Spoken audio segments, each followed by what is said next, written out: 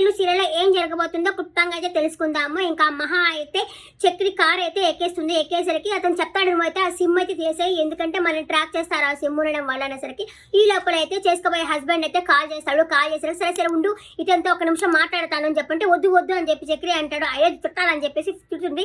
ఏం చేస్తున్నావు, నిద్రపోతున్నావు అని అడుగుతాడు. రోషన్ అయితే ఈ టైంలో ఎవడైనా కాల్ చేస్తాడా, అసలు నీకు బుద్ధి ఉందా అని చెప్పి అడుగుతుంది. వాడిని జుట్టుపోలిగా అంటుంది. పొరా డూంగ్రే అంటుంది. నిన్ను ఎవడైనా పెళ్లి చేసుకుంటారా అంటుంది. అంతే అప్పుడు వాడు పేరు మర్చిపోయి చెప్తాడనమాట, నీకు పేరే గుర్తులేదు, నిన్నెవడు పెళ్లి చేసుకుంటాడు, అయినా నువ్వు నాకు అవసరం లేదు పో అనేసరికి వీడంతా మాట్లాడుతాడు. రోషన్ అడుగుతాడు, ఏంటి అక్కడ కార్ సౌండ్ వినిపిస్తుంది, నువ్వు ఎక్కడున్నావు నువ్వు అంటే, నేను ఎక్కడుంటే నీకు ఎందుకురా అని చెప్పేసి నా మాట తిట్టి ఫోన్ అయితే పెట్టేస్తుంది. దానికి రోషన్కి కోపం వచ్చి, అంటే నువ్వు బయట ఉన్నావా ఉండు అని చెప్పేసి వాడి ఇంట్లో వాళ్ళకి ఫోన్ చేస్తాడు. వాళ్ళ అన్నయ్య హరికి ఫోన్ చేస్తాడు.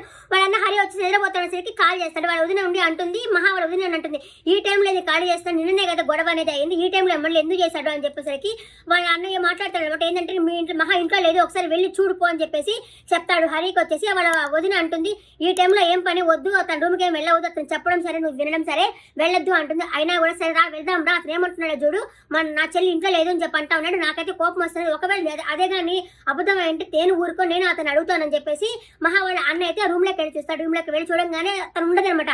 అక్కడ లెటర్ కనిపిస్తుంది. వాళ్ళ వదిన అయితే లెటర్ చూస్తుంది.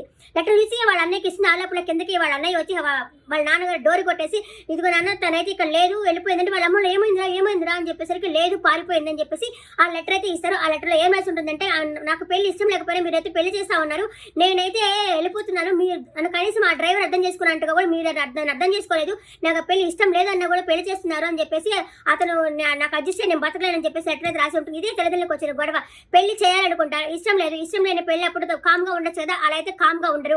అప్పుడైతే కమ్యూనిటీ గుర్తురాదా, ఇప్పుడు వెళ్ళిపోయింది అయితే కమ్యూనిటీ గుర్తొస్తుందా, ఇష్టం లేని పెళ్లి చేయను అని చెప్పుంటే అప్పుడు హ్యాపీగా ఉండేది కదా, అలా హ్యాపీగా అయితే లేదు. పాపం వాళ్ళు హ్యాపీగా లేదు, ఈ పిల్ల హ్యాపీగా లేదు, ఇంట్లో వెళ్ళిపోతుంది. వాళ్ళ నాన్న అయితే ఓమ్మో సడన్ గా అసలు ఏమైపోయింది, ఎక్కడికి వెళ్ళినదే మనం బెదిరిస్తుంటుందని చెప్పి పైకి అంతా వెళ్ళి చూస్తారు. లేదు అప్పుడు కూడా సరే కెమెరా చూద్దాం రా, కెమెరాలు ఉన్నాయో లేవో ఆన్లో ఉందో లేదని చెప్పేసి కెమెరా చూసరికి కెమెరా కూడా లేదు. ఓమ్మో పగడ్బందీగా ప్లాన్ చేశారు మైక్ అనుకున్నట్టు.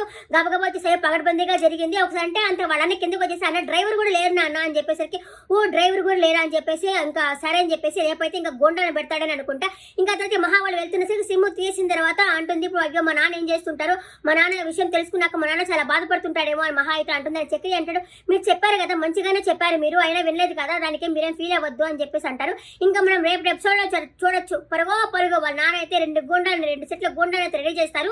ఇంకా పరుగు అయితే జరుగుతుంది. మీకు సీరియల్ నేను చెప్పే రివ్యూ ఎలా ఉందో కమెంట్ సెక్షన్లో కమెంట్ చేయండి. నచ్చితే ఉంటే నచ్చిందని చెప్పండి, లేకపోతే ఇంకా కొంచెం బెటర్గా చెప్పండి అని చెప్పానండి. Okay, thank you for watching.